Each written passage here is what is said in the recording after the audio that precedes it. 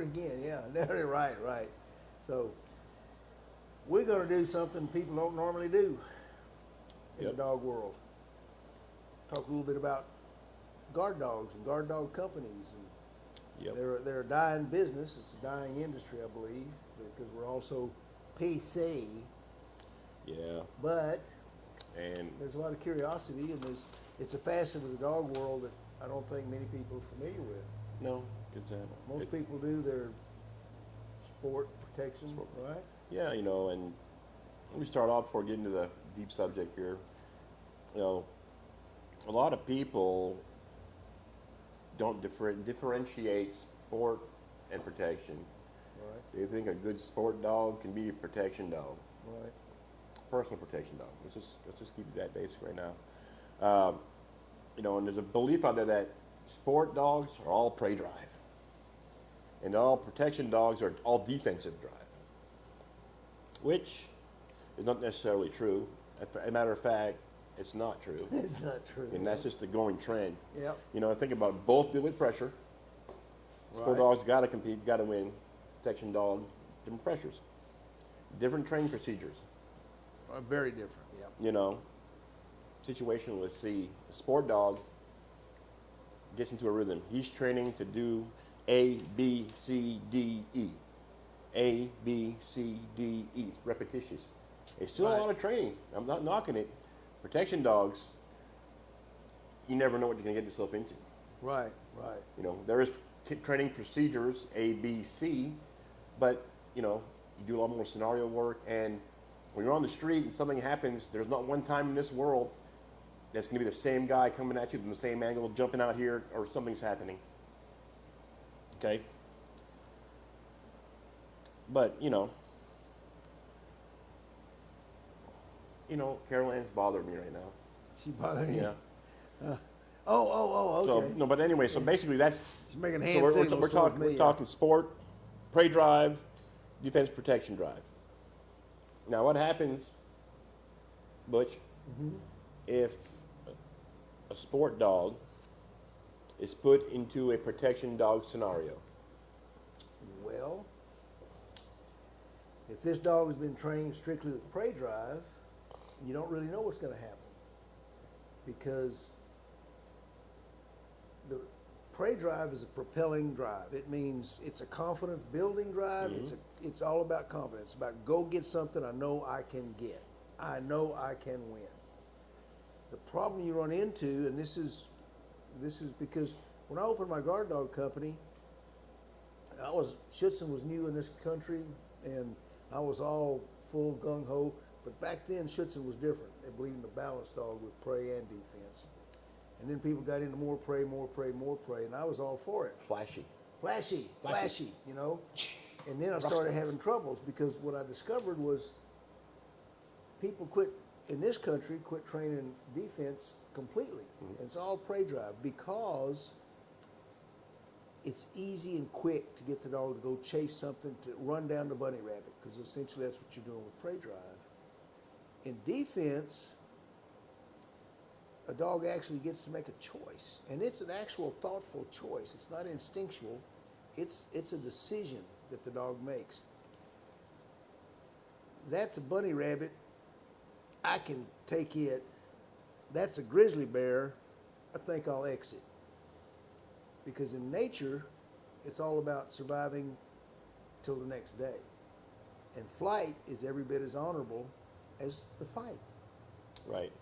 And to actually put that into context, this guy I know named Kohler, chapter 5 of his Bible, it actually breaks down how to test a protection dog for fight or flight and his prey drive at the same time, with scenario work. Yeah. With the trainer coming in and his decoy, his helper or his agitator coming in the side, and they actually test the dog. Right. Right? Absolutely correct. So, with that being said, it's not about sport dogs versus protection dogs. This is basically, you know what? That was a basic to give you, what it takes for those dogs in today's society. But, Butch, anybody ever had a guard dog in this before? This is about guard dogs tonight. Anything about guard dogs, Butch? I've probably done a little bit with guard dogs, as it turns out. Yeah. Enlighten me. Yeah. Well, it was a big, huge business for many years. I think because we got modern electronic technology. I don't know why, but it seems to have gone a little bit by the by. But it's like any industry. Mm-hmm. There's way more to it than meets the eye at first glance. Everyone thinks of that dog, and and yes, you definitely have some of those. The main thing that separates guard dog training from everything else is that a rental guard dog, for those of you who are not familiar, let me explain. I had a company where if you had a car lot, if you had a Levi's jean storage facility. We're in El Paso, Texas. The Ford Motor Company had products that were made in Mexico. They were bringing them over here, and they were stored for a while, and people would go in and steal. El Paso was quite an experience because the way I forget when El Paso was founded, like 1850, 1880. It was most of the stories you hear about the Wild West and gunfights and killings and murders happened in El Paso. It was El Paso, Arizona, and part of Kansas. El Paso City. Yeah. So it was the way they made money in Mexico was by going across the border into El Paso and stealing from the gringos. It just started way back then. Started way back then. So what you're saying is basically it kept going until when you were working there. Right. So these were actual professional thieves. Professional. It's a family business. These were the creme de la creme of the burglars and thieves. They didn't need a gun. They weren't going to shoot anybody. They weren't violent. Violence was what they wanted to avoid, because that's just how they made a living. I'll never forget when it drove home to me the first time. I had several dogs out when I first started in different places in downtown El Paso, and one of my customers at a scrap metal recycling place calls me on the phone, and I would. In the beginning, I would go out and patrol around a little bit, make sure all the dogs were out. You go out and you do what we call kicking fences. This is to tease the dogs and make sure that they were hot on the site. Make sure that this was a dog who'd come up and really scare the bejesus out of somebody. Because if they scare them off, nobody has, you don't have to fill out police reports the next morning. So I'm out kicking fences. I get a phone call. Customer says, hey, there's our alarm just went off, and that where you got the dog. And so I go over there, I pull up, and sure enough, here's this older couple, and they've got a couple of kids, probably 12, 13-year-old boys. And this razor wire, concertina wire that's... So what the thieves do is they get a lot of cardboard boxes. And they go up and they put the cardboard boxes on that concertina wire, and then they just flatten it out and jump in. And I pull up and I see this older couple with this 12-year-old boy is stacking the cardboard on top of the concertina wire. And I said, excuse me, and I had my little official Texas security badge and everything, And I said, what's going on here? And the wife spoke a little English, and she said, oh, my son, he threw his ball over the fence. This is 2 o'clock in the morning. What do you mean he threw his ball over the fence? 2 in the morning. At 2 in the morning, he's getting it. I said, no. So, and there were 2 other little smaller kids there. And what conversation we could have, and I told him, hey, just get the kid down, get him out. There's a dog over there that will bite him. And that convinced him not to do that again. I explained to him, I said, you see this sign? I held up one of my signs. When you see this sign, I have a mean dog in there, and perros de ataque, and don't go in there. And they said, "Oh, okay, thank you very much." We'll go with the next lot. Yeah, exactly. Go down the street where you don't see the sign. Give me more business. Yes, yes. That was exactly the way we thought, Scott. So, these are some of the best thieves on the planet. These boys were professionals. They knew what they were after. They went and they got it. They didn't bother people. They didn't want to hurt anybody. It was quite an education for me. The things that I learned when I jumped into that business was I was a big Schutzen competitor and trainer. I've been doing that. Thought that was the greatest system in the world. I abandoned my Kohler roots to go to Schutzen for a while. Shame. Everybody knows your name. Yeah.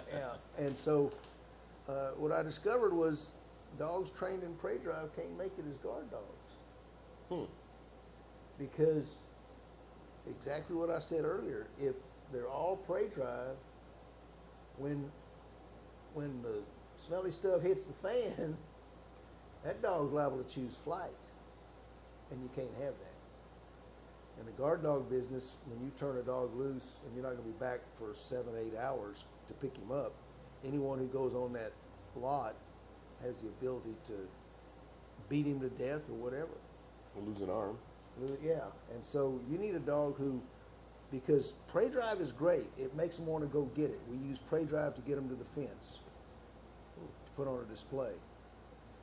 But if that person is already in the lot, if they got in a 1 or 2 acre lot, the dog didn't hear them until they got over the fence or cut and got through the fence, and the dog goes chasing them, and they are now scared out of their ever-loving wits, and they pick up a big old bumper off a car and start going wham, wham. This dog is now automatically shifting from prey drive to defense. It's now life-threatening. How do I know if that dog's going to choose fight or flight? And I have to know that guard dog is going to choose the fight. So I have to train them in defense as much as in prey drive. So would you say, to me, what I'm looking at here, now there's no handler there, there's nobody there, but the dog's on its own. Right, it's just a dog by himself. I mean, that takes a lot of courage. For the dog? Hell yeah, it does. Hell yeah. And that plays into the prey drive, correct? Yep. On the courage? Yep. So it's a certain kind of, not a certain kind of dog, but you're looking for certain traits in a dog, maybe? Certain traits in dogs. But it's varied. You know, I could tell you some stories that dogs that you would never think of as guard dogs. Mm-hmm. I had one named Cuz, who was a little bitty terrier. Right. Cuz was literally about yay tall, and he looked like a little miniature Airedale or Jack Russell with all this wire hair. But he was all red mottled color, like a blue or red tick hound, or like a, I don't know, just and he was just crazy.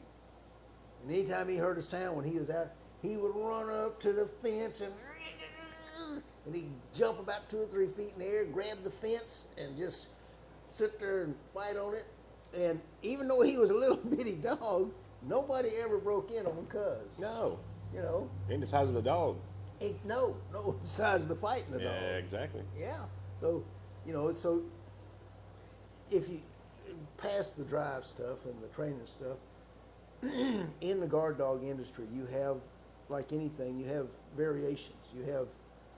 It's not just car lots. So, you have certain dogs for certain situations? Yeah, literally. Or did you have any dogs? Some dogs, it probably don't matter where you put them, don't do what they're supposed to do. Right. But you have certain dogs for certain situations, certain places. Yep. You get, all right, so a lot of people in El Paso had, tagging was big, where they paint the spray paint on everything. Yeah. And there were businesses that wanted to stop their walls getting, names wrote on it. But they knew it was kids. They didn't want to get them hurt. So they wanted to put a dog in there that would scare them and bluff them, but not actually bite them. So You know what? I had my number one won't hurt you bad, but will hurt you dog was a German Shepherd named Bubbles. Bubbles. White German Shepherd, and so everybody knows a lot of the dogs that you get in the guard dog business are throwaways from people, right? Bubbles came to me because they said he just gets so excited and he starts biting the kids. And I thought, well, there's an interesting, and it wasn't long after that we put him in the kennel, and the lady that was feeding the dog came up to me, and she's got 3 or 4 little puncture holes in her arm. And I says, hey Maria, what happened? She says, the White Shepherd, Pasteur Blanco. And okay. She said, I was petting him because Bubbles loved attention. And when you first came up there, if you reached down and petted him, he would jump up and lick your face, right? And you start petting him, and he would get excited. And he would get so excited that pretty soon he's licking you, and then he was panting and carrying on, and then he was like nipping at you, and he would nip all over your body. And he couldn't help but spaz. Yeah, he had a spaz, man. He had a screw loose. Right. So now, if you don't let him get too excited, which it would get scary when he's just nipping at your face, most people could push him back. And if you pushed him back soon enough, he'd calm down. And you could get out. If you kept petting him, he would just go nuts. So when we had, for instance, I had a big pharmacy that was in a residential neighborhood, and they were getting spray painted every day. And we put Bubbles in that yard, and after 3 nights, they had him there for another 9 months and never had another incident. So, you fit the dog to the situation. Right. And Bubbles was great for places. We didn't want to get any kids badly hurt. Right. But we More did want to stop deterrent. what they were doing. Yeah. What do you got, Kim? Are white shepherds crazy? Are white shepherds crazy is the question. No, they're just not playing with a full deck. I had one. You had one? Way, That's right. You said way back. My first dog I had, actually, I got him off an Air Force base, Loring Air Force Base in Caribou, Maine. And her name was Wendy. She was about 75 pounds. And she was the sweetest dog ever. Yeah. She wasn't crazy. No. But, we had her in the backyard. Maybe she was crazy. We had her in the backyard, and all the time with her, we had a big backyard. And we'd go around, I'd go in the woods, and she'd never leave my side. But the minute we went out the front door, that dog would just hightail down the road. Shoo! And chase her down, come back. But as for being crazy, no.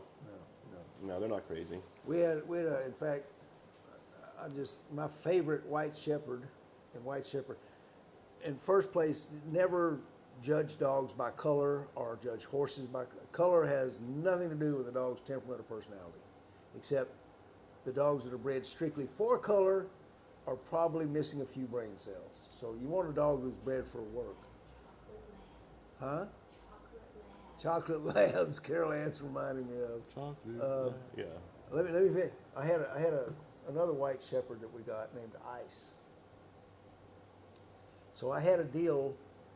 There were guard dog companies, all throughout the South. Mm-hmm. And because I was on the border with Mexico and had contracts in Mexico, I didn't have to worry about the civil rights laws and stuff like that.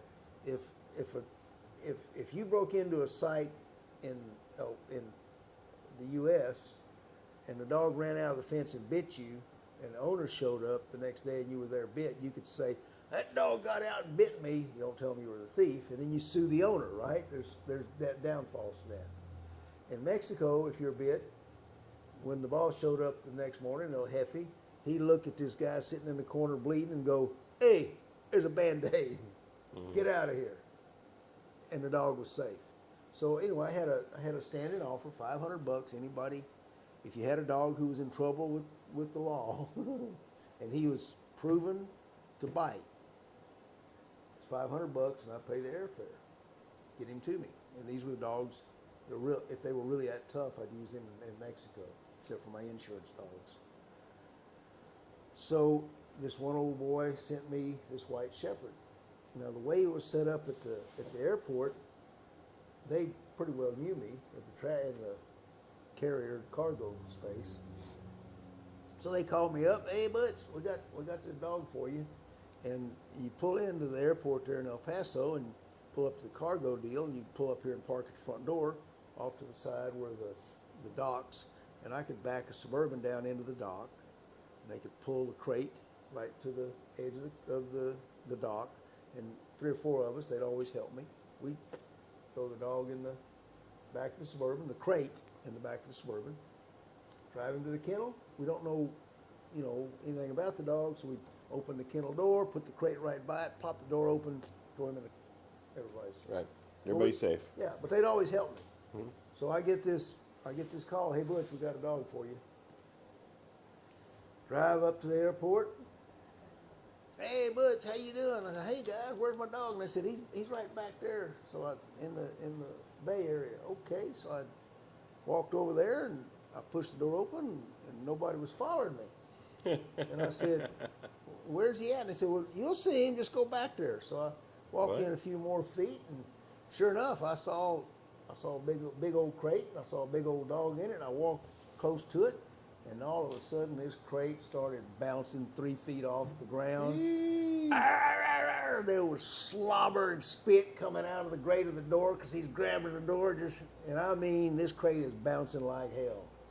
And I went, walked back over, and I said, opened the doors to the counter, and I said, is that ice over there? And they said, yeah, it sure is. I said, okay, well, let's get this boy in my truck. I'm backed up to the dock. And they said, okay. I said, well, what do you mean, okay? You're not going to help me? Nope. That's what they said. No, nope. Nah. Nope. We ain't going near that crate, And I said, well, fellas, come on, just grab the sides like we. And they said, nope. Nope. Nope. Nah. So you got this, Butch. You got this. Yeah, I'm sitting there thinking, I can't drag this big 100-pound son of a bitch over there and drop him because it's about a 3 or 4 foot drop from the top of the dock to the Suburban.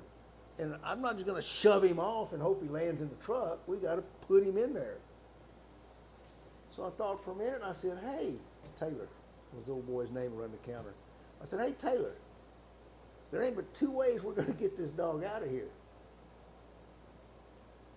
One, you and somebody else help me pick him up and put him in the truck. Or 2, I open the gate and let him loose. What do you want to do? Come on, Butch, let's get this guy out of here. Oh, yeah. And he was a white shepherd, one of the best dogs I ever had. We ended up selling him to a lumber yard down in Corpus Christi. And great dog.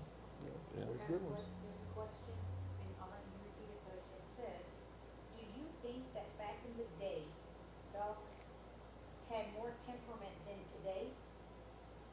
More temperament? Do I think back in the day dogs had more temperament than they do today? Okay, and then it says, Number one. I've heard that back in the day you would call a trainer to help control the dog rather than to teach them to guard/protect. Well, what are we talking about here? What's it? Yeah. Protection dogs or guard dogs? Well, he's Well, just. he's asking, do you think back in the day dogs had more temperament than today? So, do dogs have more temperament? I'm assuming you mean were they tougher and meaner? If that was the case, no. I think they were handled differently. Yeah, but that's a good question. But if guard dog business is a whole different spectrum, what we're talking about tonight here, didn't we? Yeah. We know what we talk about. Yeah. It's a different kind of dog. But yeah, just Like you say, you're getting certain dogs to do certain things from certain people. right. And like you said, they're more. Like you said, they had a screw loose, but probably not. But you know what I'm saying. Some of them have screws. But different loose. dog. Yeah. But were those dogs' temperament any different? Maybe I'm just asking that, but different. And did you have a trainer come in to train these dogs? How do you train these dogs? Oh, we worked them on the fence. We did a lot of fence kicking, but mostly we made it tough on them. We put a lot of defense in them. A lot of pressure. A lot of pressure. Yeah. Yeah. I don't think dogs have any different temperament than they had, 50, 100, 200, 300 years ago. I think the way humans handle them has changed. And that's the biggie. I think we do two things wrong with dogs. First, we don't give them credit for being as smart as they really are. And second, we don't give them credit for being as tough as they really are until it's too late. Yeah. So, no, dogs' temperament is the same as it's always been. And trainers who go to control a dog are not going to have near as much luck as trainers that are going to go and work with a dog. Whether it's and that's what. Here's something about the guard dog industry. What I learned, I would get people from time to time that were. Fort Bliss is a huge military post in El Paso. I would get retiring K-9 military dog handlers. I would get police handlers. And they would want to, get a part-time job delivering guard dogs or something.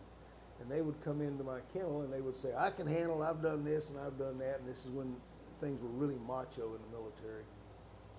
And they would commence to try and take one of our dogs, one of the guard dogs, put a leash on him, and go to manhandling him. I never found one of those people successful because the dogs I had in the guard dog site, they had to be capable enough to go to a business, sit there all night by themselves, and maul successfully anybody that walked on that site and keep them mauled for several hours. But you also had dogs that were leash patrol. Yeah, we have patrol dogs as well. We use in labor strikes. So those guys should have been on the patrol, not on the guard dog Exactly. But I wouldn't let them kind of macho idiots deal with my patrol dogs. side. Ruin your dog. Right. Yeah. Right. And these guys would, they would look at me and I'd say, hey, back off the dog, don't push him. They, well, I could have. No, you can't. No. I've been there, done that, and it doesn't work. We dealt with the type of dog that is rarely seen by the public because most of them are put down. Most of y'all are sleeping when the dogs are working. Right. Yeah. We had one class of dogs we called the insurance dogs. Pretty common in the guard dog business. I told you we had customers who didn't want to live in a neighborhood with kids and they didn't want to get the kids bit. Well, we also had customers who there's a business breakup between partners. This partner has custody for a while, or this one business has been getting robbed every day for months and months and months and months. And they would call me finally saying, I just want a dog to maul somebody. I want to stop them. So that's what we term the insurance dogs. And an insurance dog was a real simple deal. We would this is a dog I knew was going to cause damage. Get after it. Get after it. So we take the dog I take a contract out and I sell the dog to that business for $1. It's his dog. That means it's his insurance and his liability. Mm-hmm. Then I sell my services, kind of like today's modern pooper scoopers that come around and scoop in your backyard, Mm-hmm. right? I will come and take the dog out so you can open your business every day. I'll house and feed him, and I'll come back and put him back in your business at night. Your dog and your business. Your dog, your business, your insurance. Is that how you figure out? Is that why?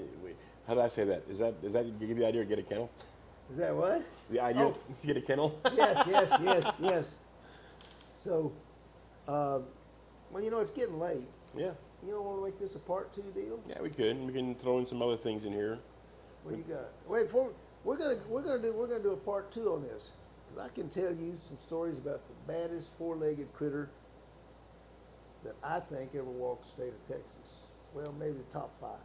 Yeah, but I'd also like to go and get into this. That guy's question got me thinking a little bit Okay. because it might delve into how to train a guard dog as Okay. compared to a protection, what we do in protection, and even a patrol dog. To me, the protection dog is based off the patrol dog aspect of it, Exactly. not the guard dog. Exactly, right. And I know people are sitting going out there saying, "Oh, a guard dog's a junkyard dog," and it is not. No. It's not even the same concept. But anyway, that was what I was thinking. You know, we already covered the sport. It's, you know, it's something else. But what do you think of that? Yeah, we could go into that. You And might delve into a few of your guard dog secrets. Can put apply all, yeah, today. guard dog secrets. We'll do guard dog secrets on training and add all that on. But we'll do it. I want to later. hear about this bad son of a gun you're talking about. Oh, you never ain't- told me about you him ain't- yet. I will tell you and show you some things that you are not aware a dog is capable of. Right on. We will do that next week, right here, 6 o'clock. What do you think, Scott? Sounds good. 6 is a good time. What's it all about? It's all about the dogs. Don't forget it. Like, subscribe, and whatever it is. Yeah, like, share, subscribe, punch all them buttons, do all that fancy stuff. And buy the we book. will, we will see y'all next week, folks. See ya.